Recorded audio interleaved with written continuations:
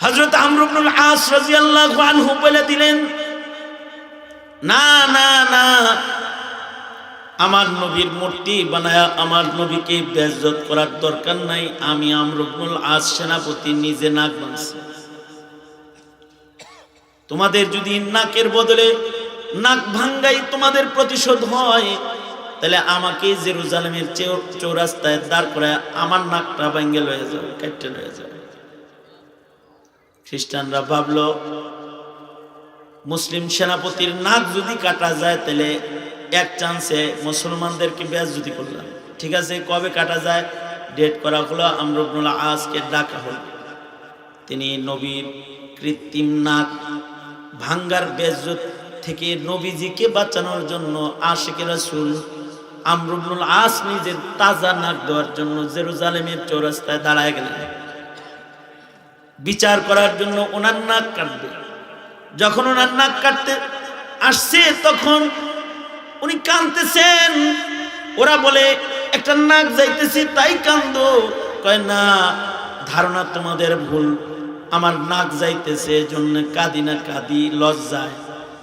ময়দানে মাহশরে অনেকে তার গর্দান লইয়া আল্লাহর রাসূলের সামনে দাঁড়ায় বলবে, নবীজি আপনার মোহাব্বতে আমি গর্দান দিছিলাম, আপনার মোহাব্বতে আমি জান দিছিলাম।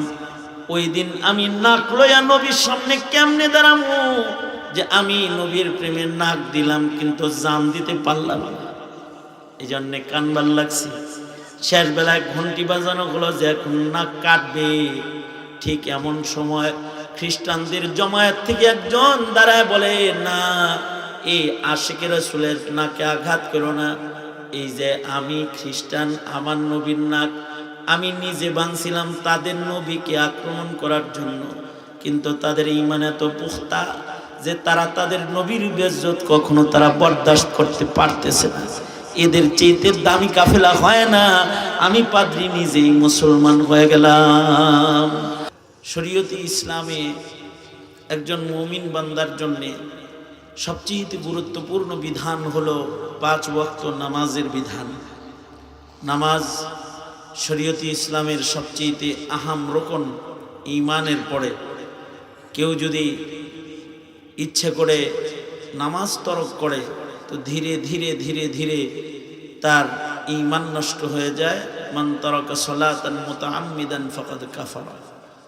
যে ইচ্ছে করে নামাজ ছেড়ে দেয়, নামাজ না পড়ে, সে কুফরিতে লিপ্ত হয়ে যায়, সে ধীরে ধীরে বেঈমান হয়ে যায়।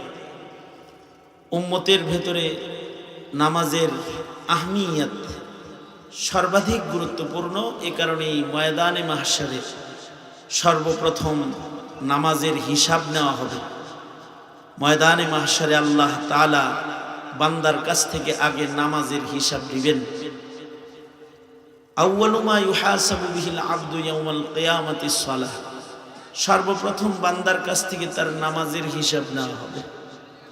এক ওয়াক্ত নামাজ যদি কেউ ইচ্ছে করে কাজা করে তাহলে ফুকাহায়ে উম্মতের সিদ্ধান্ত অনেক কঠিন। কেউ যদি ইচ্ছাকৃত নামাজ কাজা করে তাহলে তার ঈমান নষ্ট হয়ে যায়। কেউ কেউ বলেন যারা ইচ্ছাকৃত নামাজ কাজা করে, নামাজ পড়ে না, তারা মুরতাদ হয়ে যায়, বেঈমান হয়ে যায়। ইমামে আজম আবু হানিফা রহমতুল্লাহ আলাইহি বলেছেন, যারা ইচ্ছা করে নামাজ পড়ে না তাদেরকে জমিনে মুক্ত ঘুরতে দিও না, তাদেরকে জেলখানায় আটকায় দাও। ইমামে আজম আবু হানিফার সিদ্ধান্ত হলো বেনামাজি জেলখানায় থাকবে। কারণ বেনামাজি যদি সাধারণভাবে স্বাভাবিক জীবনযাপন করে তাহলে জমিনের ভেতরে ফাসাদ হবে, জমিনের ভেতরে অন্যায় কার্য সম্পাদন হবে।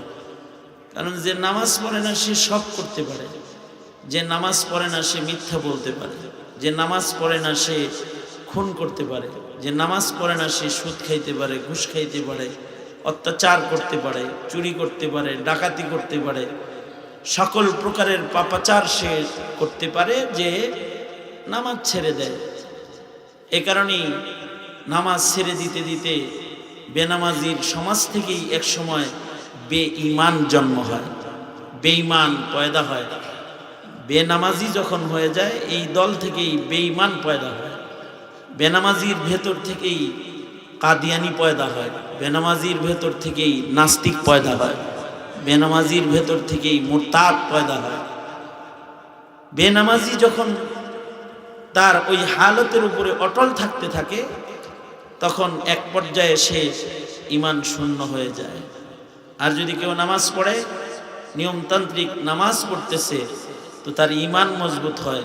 আল্লাহর রাসূল বলেন, যাকে দেখো মসজিদে যাতায়াত করে, নামাজ পড়ে, তোমরা সবাই সাক্ষী দাও তার ঈমানের ব্যাপারে। কোনো মানুষ 5 বেলা মসজিদে গেল, তা আল্লাহর রাসূল বলেছেন তার ব্যাপারে তোমরা নামাজের সাক্ষী প্রদান করো, ঈমানের সাক্ষী প্রদান করো। এর ঈমান আছে, এ কারণেই সে নামাজে চলে যায়। এ কারণে সাহাবায়ে কেরামের কাছে নামাজের গুরুত্ব সবচেয়ে বেশি ছিল। আমাদের জিন্দেগিতে 40 বছরের ভেতরে নামাজ নাই, কোনো পেরেশানি নাই, কিন্তু সাহাবী এক ওয়াক্ত নামাজ যদি কাজা হওয়ার মুখোমুখি হয়ে গেছে তো পেরেশান হয়ে গেছে। নবী আলাইহিস সালাতু ওয়াস সালাম এক যুদ্ধের থেকে ফেরত আসতেছেন সাহাবায়ে কেরামদেরকে সাথে নিয়ে। এক জায়গায় নবীজি যাত্রা বিরতি করলেন, নবী আলাইহিস সালাম সাহাবায়ে কেরামদেরকে নিয়ে বিশ্রাম গ্রহণ করলেন। 3টা সাড়ে 3টার দিকে সবাই জেগে উঠলেন, জাগলেন। নবীজি ঘোষণা করলেন, চলো যাই, আমরা অমুক জায়গায় যায় তাজা ওযু করে তারপরে জামাতের সাথে ফজরের নামাজ আদায় করব। কাফেলা প্রস্তুত হয়ে গেছে, চলে যাবে। ঠিক ওই সময় উম্মুল মুমিনিন হযরত আয়েশা সিদ্দিকা রাদিয়াল্লাহু আনহার গহনা গলার হার হারায় গেছে। উনি বললেন, আমার হার হারায় গেছে। ছোট মানুষ, গয়না হারায় গেছে, মন খারাপ। আল্লাহর রাসূল সফর বিরতি করলেন। বিরতি দিয়ে নবী আলাইহিস সালাতু ওয়াস সালাম বললেন, আয়েশার হারটা খুঁজে বের করো। হযরত আয়েশা সিদ্দিকার হার খুঁজতে লাগলো সবাই। আগের জমানা বাতি অত বেশি নাই, হার তো তালাশ করতেছে কিন্তু খুঁজে পাইতেছে না। খুঁজতে খুঁজতে দেরি হয়ে গেছে, এতটাই দেরি হয়ে গেছে এখন পানি যত দূরে আছে অত দূরে গিয়ে জামাতের সাথে ফজরের নামাজ ওয়াক্ত মতো আদায় করা কঠিন হয়ে যাবে। নিশ্চিতই হয়ে গেল এক পর্যায়ে যে নামাজ আমাদের সবার কাজা হইতেছে। সাহাবায়ে কেরাম পেরেশান, হযরত সিদ্দিক আকবর পেরেশান। আয়েশা নিজের মেয়েকে শাসন শুরু করেছেন, হ্যাঁ তোর কারণে আমাদের সবার নামাজ কাজা হইতেছে। এক ওয়াক্ত নামাজের পেরেশানিতে হযরত সিদ্দিক আকবরের কলিজা ফাইটা যেন রক্তক্ষরণ হইতেছে। এরকম কঠিন এক পেরেশানি, নিজের কন্যাকে শাসন শুরু করেছে। এই যে সাহাবায়ে কেরামের এক ওয়াক্ত নামাজের জন্য পেরেশানি আল্লাহ তাআলার কাছে এত পছন্দনীয় হয়েছে, আল্লাহ তাআলা বিধানকে, শরীয়তের বিধানকে তাদের পেরেশানির কারণে সহজ করে দিছে। নবী আলাইহিস সালাতু ওয়াস সালাম শুয়ে আছেন তন্দ্রাচ্ছন্ন, এর ভেতরেই ওহী নাজিল হয়ে গেল। পয়গম্বর পেরেশান হওয়ার কিছু নাই, পানি নাই, তো সব উম্মতেরা ওযু করে ইবাদত করত। আপনাকে পানির জায়গায়, ওযুর জায়গায় তায়াম্মুমও দিয়ে দিলাম, যেখানে পানি পাওয়া যাবে না ফাতায়াম্মামু সাঈদান তাইয়্যিবা, তো পাক মাটিতে হাত মেরে মুখ মাসেহ করে, হাত মাসেহ করে নামাজ আদায় করে ফেলেন। ওযু করে নামাজ পড়লে যে সওয়াব, সেই সওয়াব দান করা হবে। এক ওয়াক্ত নামাজের পেরেশানি, শরীয়তে ইসলামের শত শত হাজারো কোটি কোটি গুণ সহজ হয়ে গেছে ইসলামের বিধান। যে পানি নাই, এবার তায়াম্মুম করে নামাজ পড়ার বিধান এসে গেছে। কিসের কারণে? ওই যে ইবাদতের পেরেশানি আছে, এক ওয়াক্ত নামাজের জন্য পেরেশান আছে, পেরেশানির কারণে। আমাদের তো ফরজ ছুটে গেলে পেরেশানি নেই, কিন্তু সাহাবায়ে কেরামের জিন্দেগিতে যদি কোনো নফল নামাজ, সুন্নত নামাজও ছুটে যেত তো পেরেশান হয়ে যেত। হযরত আমিরে মুআবিয়া রাদিয়াল্লাহু আনহু একদিন ঘুমের ঘরে ওনার তাহাজ্জুদের নামাজ কাজা হয়ে গেছে। ফজর কাজা হয় নাই, তাহাজ্জুদ পড়তে পারে নাই, কারণ শয়তান খুব খেদমত করছে, ঘুমটা আরামদায়ক হয়েছে। তাহাজ্জুদের নামাজ কাজা হয়ে গেছে, তাহাজ্জুদ পড়তে পারেন না। এতটাই পেরেশান হয়েছেন, এক রাত্রিতে তাহাজ্জুদ পড়তে না পেরে যে উনি চোখের পানি ফেলে কান্না শুরু করছেন, সারা দিন রোনাজারি করছেন। এজন্যই কাঁদছেন যে হায় আজকে তাহাজ্জুদটা পড়তে পারলাম না, দিনের বেলায় যদি আমার মৃত্যু হয়ে যায় তাহলে জীবনের শেষ রাতটা এমন কাটলো যে রাত্রিতে আমার তাহাজ্জুদের নামাজ নাই। ময়দানে মাহশারে আল্লাহর আদালতে দাঁড়াবো, শেষ রাত্রি যেটা ওই রাত্রিতে তাহাজ্জুদ নাই। আল্লাহর কাছে যাইতেছি জীবনের শেষ রজনী যেটা, ওই রজনীতে তাহাজ্জুদ নাই। কাতিবে ওহী হযরত আমির মুআবিয়া রাদিয়াল্লাহু আনহু কান্নাকাটি শুরু করছেন, সারা দিন কাঁদছেন।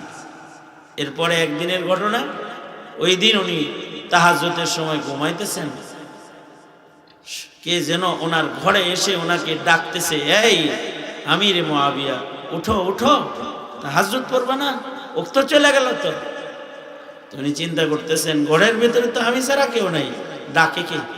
যিনি ডাক দিতেছে তারা ধরে ফেলছে, ধরে বলে যে তুই কে? আমি ইবলিস শয়তান। আমারে ডাকতেছিস কেন?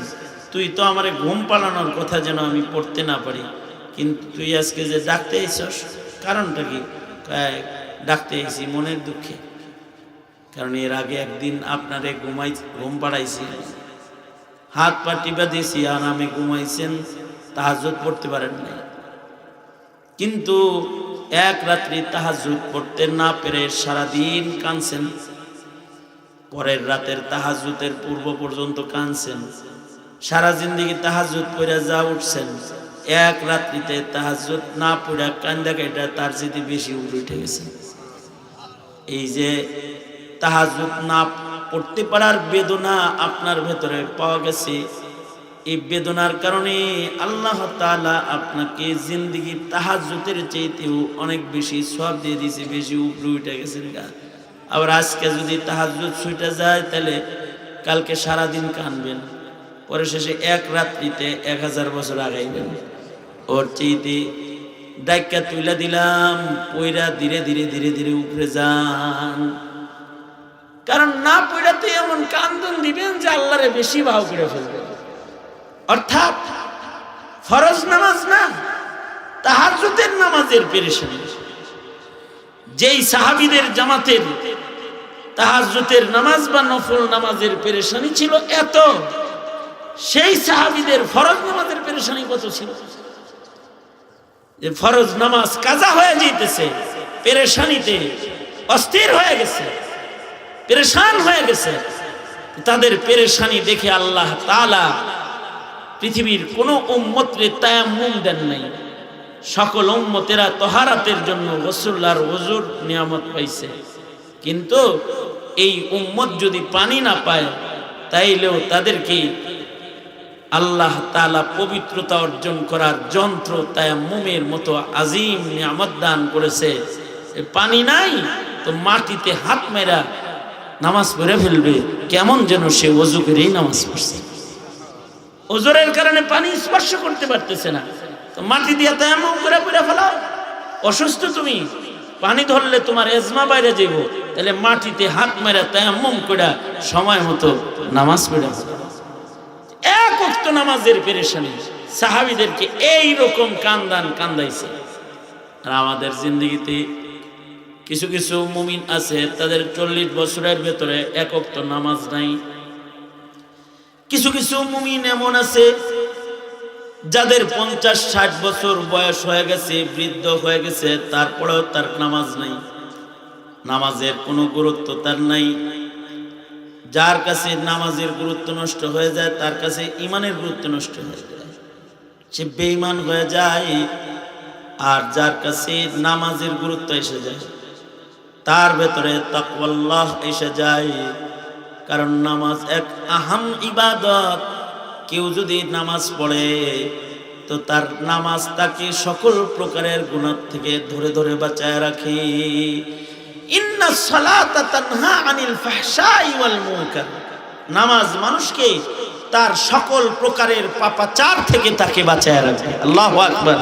কেউ নামাজি হয়ে গেছে তো তার গুনাহ করার যোগ্যতা নষ্ট হয়ে যাবে, তার নামাজ তাকে ধীরে ধীরে সকল প্রকারের গুনাহ বর্জন করার যোগ্যতা দিবে। এবং সেই পাপাচার থেকে বেঁচে থাকতে পারবে।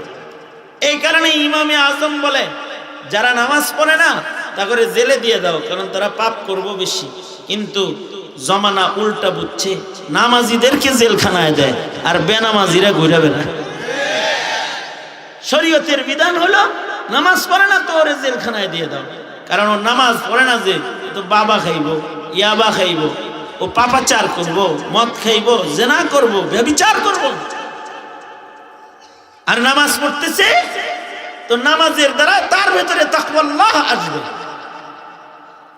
এ কারণে সাহাবায়ে কেরামের ভেতরে সেজদা নামাজের গুরুত্ব সর্বাধিক ছিল। আল্লাহ তাআলা সাহাবায়ে কেরামের শান বলছেন, সাহাবীদেরকে দেখবা, সাহাবীদের একটা গুণ হলো তারাহুম রুকআন সুজদাই ইয়াবতাগুনা ফাদলাম মিনাল্লাহি ওয়া রিদওয়ানা। সাহাবায়ে কেরামের একটা সিফাত হলো সাহাবীরা রুকু বেশি দেয়, সিজদা বেশি দেয়। এক একজন সাহাবীর রুকু সিজদা বেশি তা না, হ্যাঁ কিছু কিছু সাহাবীর নামাজ তো অনেক বেশি, কিছু কিছু সাহাবীর আছে রোজা অনেক বেশি, কিছু কিছু সাহাবীর সারা বছর রোজা আছে, সারা রাত নামাজ আছে। যেমন আল্লাহর রাসূলের সাহাবী আব্দুল্লাহ ইবনে আমর ইবনুল আস রাদিয়াল্লাহু আনহু, হযরত আমর ইবনুল আস রাদিয়াল্লাহু আনহুর ছেলে আব্দুল্লাহ ইবনে আমর ইবনুল আস রাদিয়াল্লাহু আনহু, বাপও যেমন বড় শানওয়ালা সাহাবী, সন্তানও ইবাদতের শানওয়ালা সাহাবী। আব্দুল্লাহ ইবনে আমর ইবনুল আস এক শানওয়ালা সাহাবী, এমন শান ওনার, ইশকে নবীর শান ওনার এত,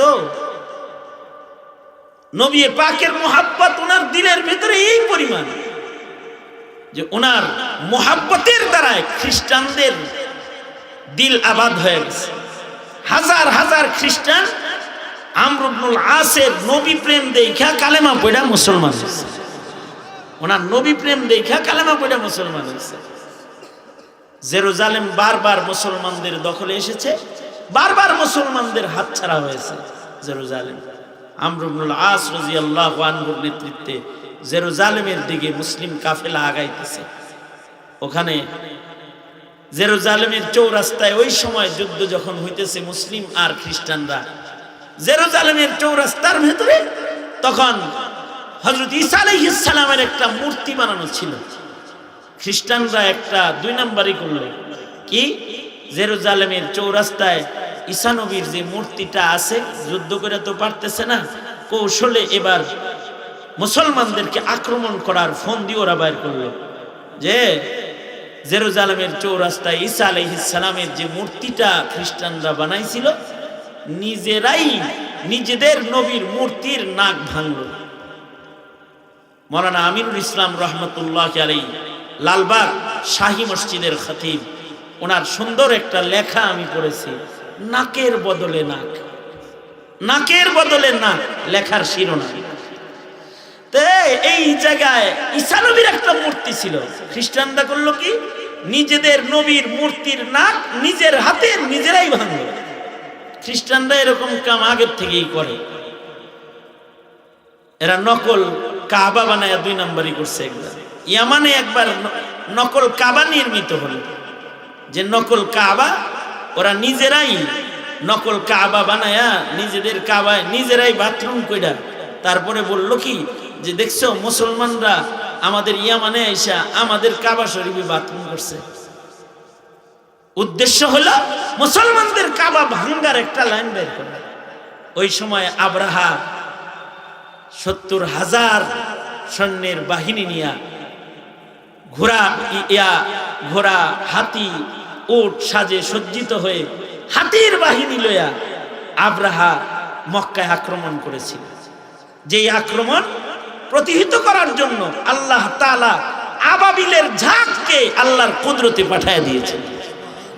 দুই নম্বরই করছিল এরকম নকল কাম, উল্টাপাল্টা কাম, পেঁচ লাগায় না কামে, এরা পটু, আগের থেকেই পটু। ইহুদ নাসারাদের ভেতরে এই দুই নম্বরই আছে।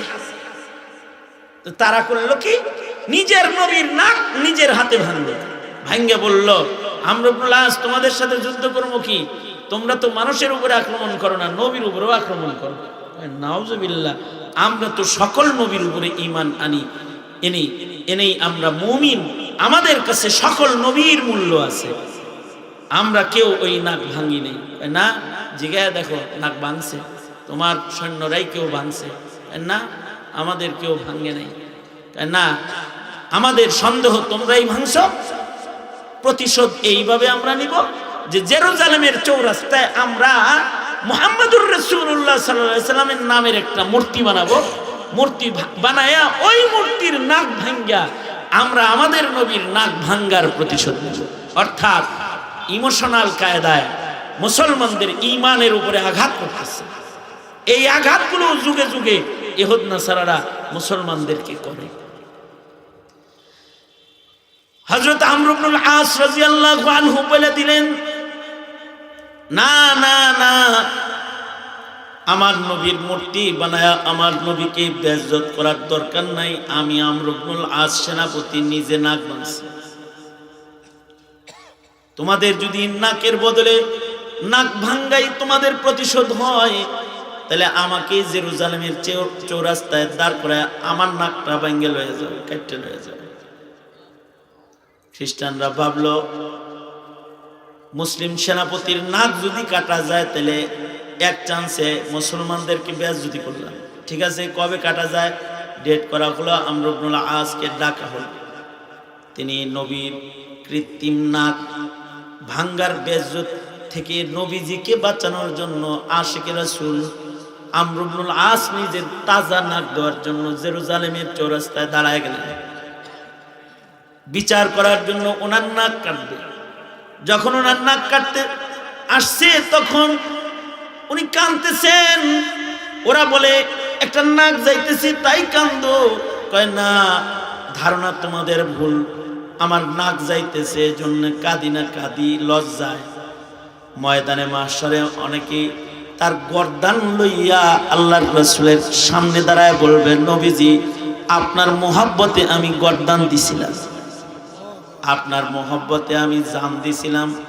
ওই দিন আমি নাক লইয়া নবীর সামনে কেমনে দাঁড়াবো যে আমি নবীর প্রেমে নাক দিলাম কিন্তু জান দিতে পারলাম না। এই জন্যে কানবার লাগছে। শেষ বেলায় ঘন্টি বাজানো হলো যে এখন নাক কাটবে। ঠিক এমন সময় খ্রিস্টানদের জমায়েত থেকে একজন দাঁড়ায় বলে, না, এই আশিকে রাসূলের নাকে আঘাত করো না। এই যে আমি খ্রিস্টান, আমার নবীর নাক আমি নিজে ভাঙছিলাম তাদের নবীকে আক্রমণ করার জন্য, কিন্তু তাদের ঈমান এত পুখতা যে তারা তাদের নবীর বেইজ্জত কখনো তারা বরদাস্ত করতে পারতেছে না। এদের চেয়ে দামি কাফেলা হয় না। আমি পাদ্রী নিজেই মুসলমান হয়ে গেলাম। এবার যদি নাক কাটতে হয় তাহলে আমারটা কাটো। শত শত হাজারো কাফের বেঈমান ওনার নবী প্রেম দেখা মুসলমান হয়েছে। নবী প্রেম দর হাকিকত আল্লাহর প্রেম। যার ভেতরে নবীর প্রেম বেশি তার ভেতরে আল্লাহর প্রেমও বেশি। যার ভেতরে আল্লাহর প্রেম বেশি তার ভেতরে নবীর প্রেম বেশি। যেমন বাপ তেমন সন্তান। बाप का इल्म ना अगर बेटे पर अजबर हो तो पेसर काबिल मीरास पिदर क्यों कर हो। এই সাহাবীর পেটে এই সাহাবীর ঔরসের সন্তান হলো হযরত আব্দুল্লাহ ইবনে আমর ইবনুল আস। এই সাহাবীর ইবাদতের জজবা এত, সারা বছর রোজা রাখে, সারা বছর রাত জেগে নামাজ পড়ে। আমর ইবনুল আস রাদিয়াল্লাহু আনহু riwayate আছে নিজের ছেলেকে বিয়ে করাইলেন, নিজের সন্তানকে বিবাহ করাইছেন। বিবাহ করানোর পরে এক সপ্তাহ পরে নিজের পুত্রবধূকে জিজ্ঞাসা করতেছে, কেমন পেলে? কাইফা ওয়াজাতি ইবনি, আমার সন্তানটাকে কিরকম পাইলা? সন্তানটা কি কেমন? জামাইটা কিরকম পাইছো? জিগাইতেছে শ্বশুরে বউয়ের কাছে জিগায় ছেলের ব্যাপারে, আমার সন্তানকে কেমন পেয়েছো আম্মু? পুত্রবধূ তুমি আমার ছেলেটাকে কিরকম পাইছো? তো বউ কইতাছে, ছেলে তো আপনার হীরার টুকরা, স্বর্ণের টুকরা, এরকম ছেলে কি আর হয়? এ তো জান্নাতীদের সন্তান, এক নেককার সন্তান আপনার। এই সন্তান তো প্রতিদিন রোজা রাখে আর এশার নামাজ পড়ে দাঁড়ায় ফজর পর্যন্ত নফল পড়ে। আমর ইবনুল আস রাদিয়াল্লাহু আনহু বুঝা ফেলাইছেন, পুত্রবধূ আমার সন্তানের সুনাম করে নাই, এটা একটা বিচার দিছে। আসলে গুণ বলে নাই, আসলে একটা দোষ বলছে। কি দোষ বলছে? মনে হয় আমার সন্তান ইবাদত করতে করতে আমার পুত্রবধূর হক আদায় করে না, এ কারণে তার ইবাদতের এত প্রশংসা সে করতেছে। হযরত আমর ইবনুল আস বুঝে ফেললেন। তিনি সরওয়ারে দু আলম নবীর কাছে যায় বলে, ওগো আল্লাহর নবী, আপনার সাহাবীর সেজদা একটু কমান না, তার রুকু সেজদা একটু কমান। সে তো এত রুকু সেজদা করে, এত নামাজ পড়ে, এত রোজা রাখে যে নিজের বিবির হকটা পর্যন্ত আদায় করে না। বিবাহ করায় দিলাম, বউয়ে খালি তার ইবাদতের প্রশংসা করে। সম্ভবত সে বিবির বিছানায় গেছে, নবীর কাছে যায় বাপে নালিশ করছে সন্তানের ব্যাপারে বেশি ইবাদতের। আর আজব জামানা, এখনকার বাপেরা ইমামের কাছে যায় নালিশ করে ছেলের বাবা খাওয়ার আর ইয়াবা খাওয়ার নালিশ। আর ওই সময়ের নালিশ হলো যে সরকার আপনার মুসল্লি যে হারা রাত নামাজ পড়ে, সারা রাত, এটা একটু থামান। আল্লাহর রাসূল সাল্লাল্লাহু আলাইহি ওয়াসাল্লাম সাথে সাথে খবর পেয়ে পেরেশান হয়ে গেলেন। নবীজি নিজে ইবাদত ছেড়ে দেওয়ার গাস্ত করার জন্য আব্দুল্লাহ ইবনে আমর ইবনুল আসের ঘরে চলে গেলেন। উল্টা জামানা চলছে।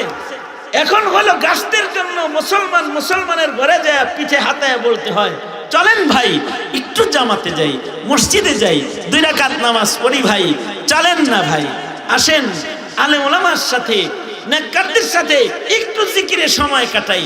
গাস্ত করে লয়ে যেতে হয়, তারপরেও যায় কয় ভাল লাগতেছে না জায়গা। আর এখন গাস্ত চলছে ওখানে, সেটা হলো উল্টা গাস্ত। নবী গেছে ইবাদত কমাইতে, নবীজি সাহাবীদের কোনো সমস্যা দেখলে পাগল হয়ে যেতেন, আল্লাহর রাসূল ঘর থেকে বেরিয়ে যেতেন। হাদিসে আছে একবার মসজিদে কুবা থেকে খবর আসলো নবীজির কাছে, ওগো আল্লাহর নবী, মসজিদে কুবার ভেতরে আপনার সাহাবীরা 2 দলে তোল লাগিয়ে গেছে, 2 দল হইছে, 2 দলে ঝগড়া লাগছে। আল্লাহর নবী এই কথা শোনার সাথে সাথে বেলালকে ডেকে বললেন, বেলাল আমি একটু কুবায় যাইতেছি, আসতে দেরি হবে, কারণ ভেজাল না মিটায়া আমি আসতে পারবো না। সুতরাং নামাজের সময় যদি হয়ে যায়, বেলাল তুমি আজান দিয়ে দিও, মুসল্লিদের ভেতরে যে আসে তাদের কাউকে ইমাম বানায়া তাদেরকে দিয়া মসজিদের নববীর নামাজ আদায় করে নিও। আমি চললাম আমার সাহাবীদের মাঝখানে ভেজাল মিটাইতে। নবীজি মসজিদের নববীতে ইমামতের মুসল্লা বাদ দিয়ে আল্লাহর রাসূল অন্যদেরকে নামাজের জিম্মাদারি দিয়া আল্লাহর নবী মসজিদে কুবায় চলে গেলেন। যায়া 2 দলকে মিলাইলেন, ঝগড়া বিবাদ মিটায়া শান্ত হয়ে আল্লাহর রাসূল তারপরে মসজিদে নববীতে আসলেন। এটা হলো পয়গম্বরী আখলাক, যে 2 ভাইয়ের ভেতরে ভেজালের খবর শুনলে দৌড়ায় চলে যাওয়া মিটানোর জন্য। আর এখন হলো যদি শুনি ঝগড়া লাগছে, একজন আর একজনের জায়গায় তোর লাগে লাগছে না, হ্যাঁ লাগছে, ওর মতো 2 নাম্বার এই এলাকায় হয় না। সুন্দর করে যে আরেকটা গিট্টা লাগায় দিছে, আরো ঝগড়া লাগায় দিছে। ভাই ভাইয়ের সমস্যা দূর করবে দূরের কথা, কারোর ঘরে আগুন মানুষ আছে, আগুন নিভানোর মানুষ নাই। আগুন জ্বালায় দেওয়ার লোক আছে, নিভানোর মানুষ নাই। বিবাদ লাগায় দেওয়ার মানুষ আছে, বিবাদকে মিটায় দেওয়ার মানুষ নাই। আর আল্লাহর রাসূল তো কারোর সমস্যা শুনলে দৌড়ায় চলে যেতেন। যখনই শুনছেন স্বামী স্ত্রীর ভিতরে ভেজাল লেগে যাবে ভিতরে, আল্লাহর রাসূল দৌড়ায় চলে গেছেন আব্দুল্লাহ ইবনে আমর ইবনুল আসের ঘরে। যা আব্দুল্লাহ ইবনে আমর ইবনুল আস কি বলে, আব্দুল্লাহ ইবাদত বন্দেগী ঠিক মতো করো তো, অর্থাৎ নামাজ পড়ো তো, রোজা রাখোনি, ইবাদত বন্দেগী করনি। ওই যে ওরা আটা দিছে না, ওগুলো ইবাদত লাগে না, এর লেগে আটা দিছে। যাস কে আখবাসুন নাস কায় বয় কই যাস, নামাজের কথা শুনছে আটা দিছে।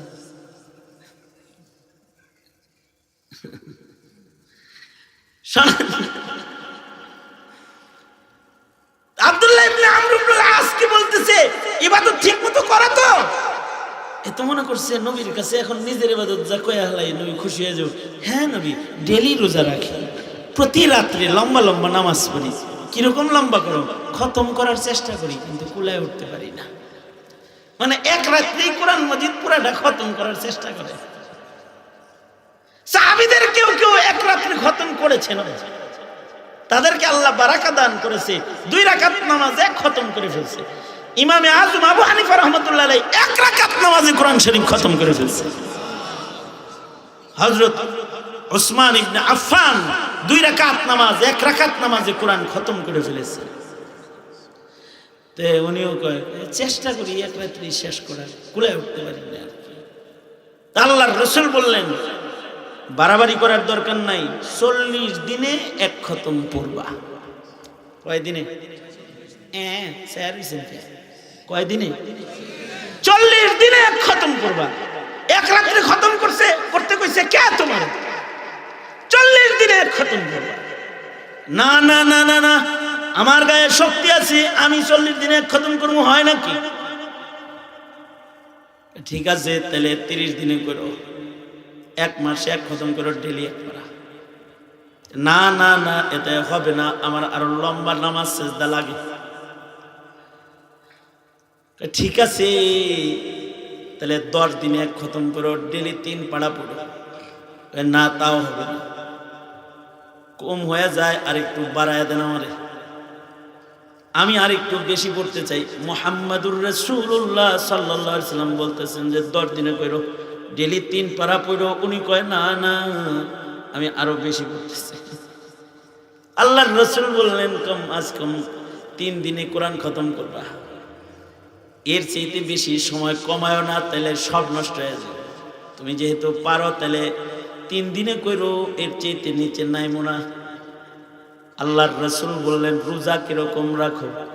ডেইলি রোজা রাখি। না না না, মাসে 3 দিন রোজা রাখবা। না, আমার দেহে শক্তি আছে, আমি ডেইলি রাখতে পারি, আমি পাহলওয়ান মানুষ। আল্লাহর রাসূল বললেন পাহলওয়ান হও আর যাই হও, সওমে দাউদি রাখো, তাতেও মিজানের পালায় জিন্দেগির অর্ধেক রোজা আর অর্ধেক ইফতার লয়ে দাঁড়াইতে পারবা। বছরে 6 মাস রোজা রাখছো আর 6 মাস খানা খাইছো, এমন একটা আমল নামা নিয়ে আল্লাহর আদালতে দাঁড়াইতে পারবা। কয় না, আমরা আরো বাড়াই দেন। এইভাবে নিজের ইবাদত বন্দেগী বাড়াইছেন। প্রত্যেকটা সাহাবীর জীবনে সেজদা বেশি। আল্লাহ তাআলা জামাতে সাহাবীর ব্যাপার, জামাতে সাহাবার ব্যাপারে, সবার ব্যাপারে বলতেছেন তারাহুম রুকআন সুজদাই ইয়াবতাগুনা ফাদলাম মিনাল্লাহি ওয়া রিদওয়ানা। আল্লাহ বলেন তাদের সকলের খাসলত হলো তারা রুকু বেশি, যখনই দেখবেন যে রুকু করে সেজদা করে। আর আমাগর সিপা সাফায় তাকাইবেন, সাহাবীদের ঘরের সিপা সাফায় তাকাইলে দেখা যায় তো সেজদায় আছে, রুকুতে আছে, নামাজে আছে। আর আমাগর সিপা সাফায় তাকাইলে দেখা যায় গাঞ্জায় আছে, ইয়াবায় আছে, বাবায় আছে। আজকে হাজিরা দিতে গেছি আমি কুমিল্লায় যে মামলাটা আমার আছে ওইটার হাজিরা ছিল আজকে। আমি বসে রয়েছি এই পাশে, কারণ আমরা তো জামিনের আসামি, আর যেগুলো বন্দি আসামি এটি তো আছে ডান পাশে কাস্টডির ভেতরে। হাই রে মওলা, কি স্পিড! একজন দাঁড়ায় রয়েছে, একজনের চেহারা কি টলটলা চেহারা, শিক্ষিত ছেলে, প্যান্ট শার্ট পরা, এর ভিতর দিয়া হঠাৎ করে একজনের ভিতরে ঢুকলো, এক পোটলা দিল, আমরা দেখি নেই দিতে, এক পোটলা দিছে, হে আস্তে করে এটা খালি প্যান্টের ভিতর দিয়ে নিয়ে ল্যাকবোর্ডের ভিতরে ঢুকাই দিচ্ছে। কিন্তু কেরামান কাতিবিন ওখানে পুলিশ যেগুলো আছে এটার ভিতরে একটা একটু খুব ভালো দেখুন না পার্টি, ও তো দেখে আসছে, ও দেখে যায় প্যান্ট খুল, কেন প্যান্ট খুলবো? ইজ্জত সম্মানে আঘাত করেন কাস্টডির ভিতরে, ওই ইজ্জত সম্মানে তুই কাস্টডির ভিতরে আয়া তুই বাবা ঢুকাইছিস, বলতে ইয়াবা ঢুকাইছিস তোর ওই যে ফোনদের ভিতরে, বেটা এইদিকে ঢুকাইছিস, খোল। জোর করে প্যান্ট খুলে আলাই দিল, এক পোটলা বের করছে। তার মানে কাস্টডির ভেতরে দাঁড়ায়ও গাঞ্জা বাবা ইয়াবার চিত্র দেখা যায়। আর ওই যুগে চিপা চাপায় তাকাইলেই দেখা যেত তারাহুম রুকআন সুজদান ইয়াবতাগুনা ফাদলাম মিনাল্লাহি ওয়া রিদওয়ানা। চিপা চাপায় তাকাইলে দেখা যেত সাহাবী দাঁড়ায় নামাজ পড়ে। আল্লাহু আকবার জোরে করে বলেন, দাঁড়ায় নামাজ পড়ে। আর সারা বছর রোজা রাখে। এই কারণেই তাদের আরেকটা গুণ হলো, তাদের চিহ্ন হলো সীমাহুম ফি উজুহিহিম মিন আসারিস সুজুদ, তাদের চেহারার ভিতরে সিজদার দাগ আছে। এত নামাজ তারা পড়ে যে তাদের চেহারায় সিজদার দাগ। জামাতের সাহাবা সকলের ভেতরে নামাজ প্রেম বেশি, তাদের চেহারায় সিজদার দাগ, তাদের কপালে তাকাইলে সিজদার দাগ দেখা যায়। তাদের নামাজের দাগের প্রশংসা করছেন স্বয়ং আল্লাহ কোরআনে কারীমের আয়াতের ভেতরে, যে তাদের চেহারার ভেতরে সিজদার দাগ আছে। সারা বছর নামাজ পড়তেছে, তাদের নামাজের ভেতরে ভাটা নাই। সারা বছর নফল রোজা রাখতেছে, তাদের সারা জিন্দেগির ভেতরেও ইবাদতে ভাটা নাই।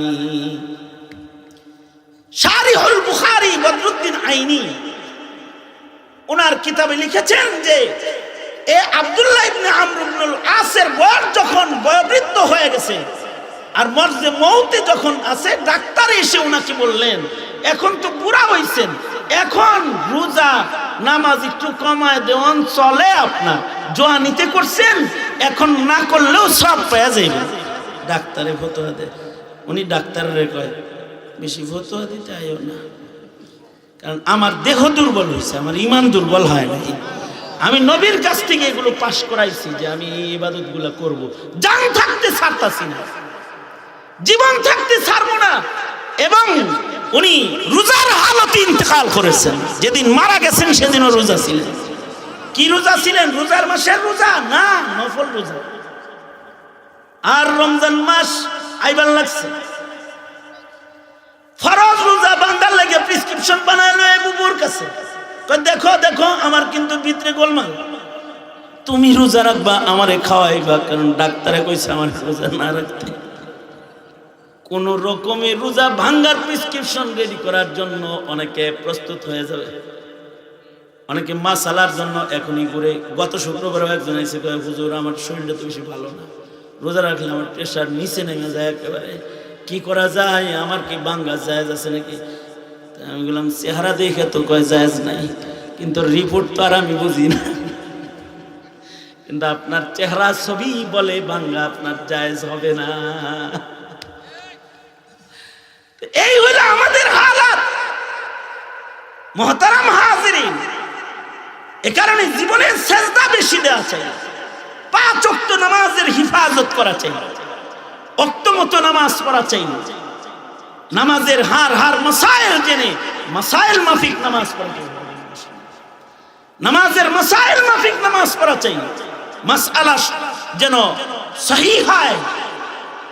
আজকাল নামাজ আছে কিন্তু নামাজিরাও গোলমালে ব্যস্ত আছে।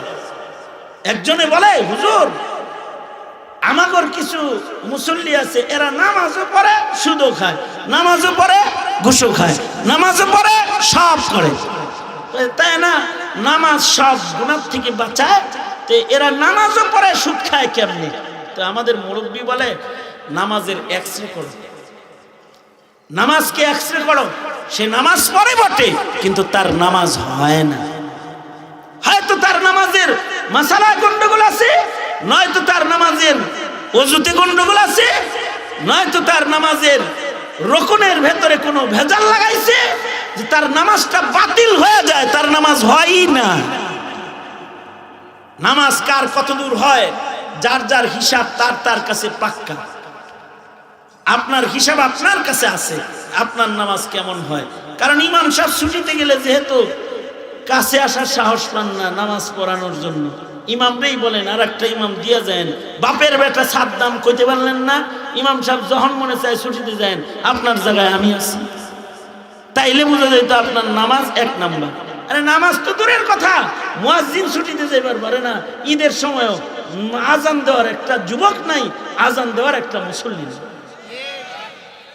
এতটাই ইবাদতের দুর্বল জায়গায় আমরা অবস্থান করি। কেন এই অবস্থা আমাদের হবে? সমাজের সন্তানদেরকে নামাজি বানাও, ওরা ভালো হয়ে যাবে। যুব সমাজকে নামাজি বানাও, ওরা ভালো হয়ে যাবে, ওরা অপরাধ বন্ধ করে দিবে। কারণ যারা নামাজ পড়ে তারা অপরাধ করতে পারে না। আর নামাজকে শুদ্ধভাবে যেন পড়তে পারে, এই কারণেই মাওলানা ইলিয়াস রহমতুল্লাহ আলাইহি নামাজিদের ঘরে ঘরে চলতি ফিরতি তাবলিগ জামাতকে পাঠাইয়া দিছে। যাও ঘরে যায় তাদের পায়ে হাত দিয়া তাদের নামাজ সোজা করে দিয়ে আসো, তাদেরকে দাঁড় করায় দিয়ে আসো।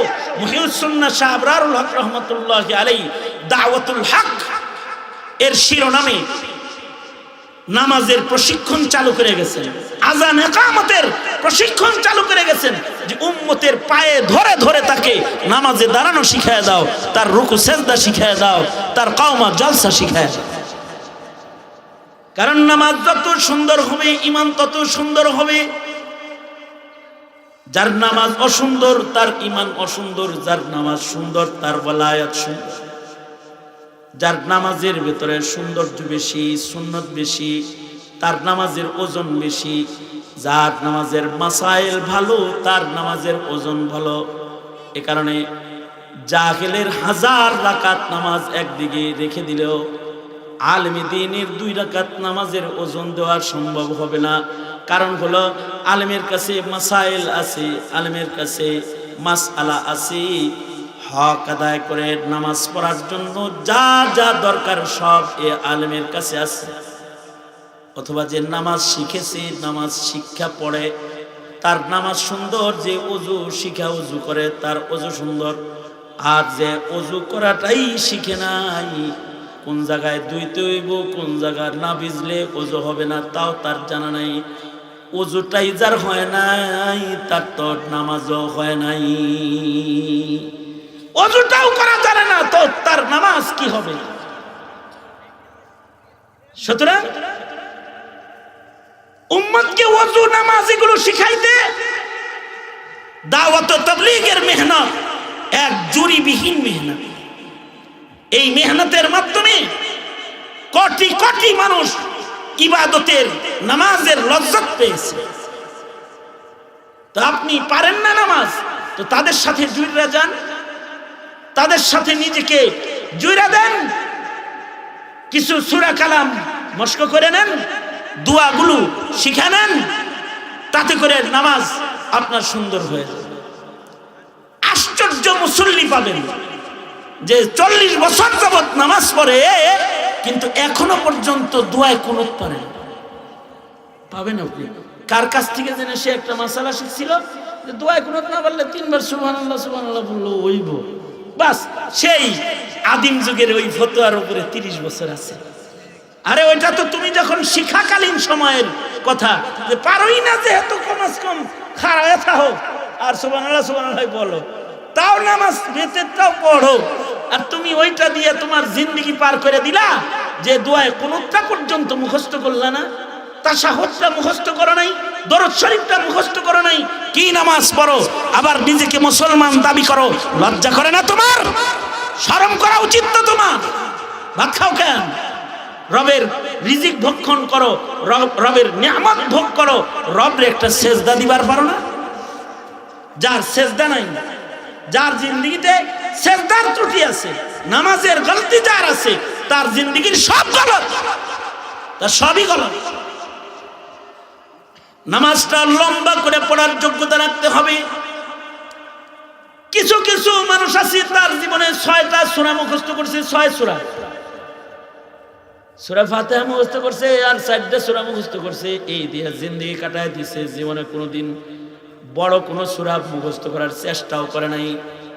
কেন করলেন না? চেষ্টাটা তো অন্তত করতেন, যে লম্বা করে যেন আপনি নামাজও পড়তে পারেন মাঝে মধ্যে।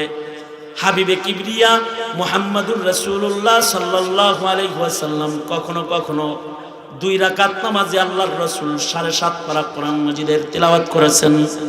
সাহাবী বলে আল্লাহর রাসূল, হযরত হুযায়ফা বলেন আল্লাহর রাসূলের পিছনে নামাজি দাঁড়াইছি, নবী সূরা বাকারা শুরু করছে, মনে করছি সূরা বাকারা শেষ হইলে নবী রুকুতে যাবে। আলে ইমরান শেষ করছে, ভাবছি এখন রুকুতে যাবে। সূরা নিসা শেষ করছে, তারপরে নবীজি 1 রাকাতে 5.5 পারা কোরআন মাজিদ তেলাওয়াত করে তারপরে রুকুতে গেছে। আল্লাহু আকবার কাবীরা। এইটা আলেমদের দ্বারাই হয়। আলহামদুলিল্লাহ, শেখুল হাদিস ইবনে শেখুল হাদিস আল্লামা মাহফুজুল হক সাহেব দামাত বরকাতুহু চলে এসেছেন। শেখুল হাদিস ইবনে শেখুল হাদিস আল্লামা মামুনুল হক আওয়াবিনের নামাজে কমাস কম 3 পারা 4 পারা তেলাওয়াত করে, 3-4 পারা কোরআন মাজিদ তেলাওয়াত করে আওয়াবিনের নামাজে। পারবে 3-4 পারা পড়তে, তুমিও মৌলভী হও পারো। আল্লাহ তাআলা উত্তম নামাজ, সুন্দর নামাজ আমাদেরকে আল্লাহ পড়ার তৌফিক দান করেন। আমিন। ওয়া আখিরু দাওয়ানা আলহামদুলিল্লাহি রাব্বিল আলামিন। আসসালামু আলাইকুম ওয়া রাহমাতুল্লাহ।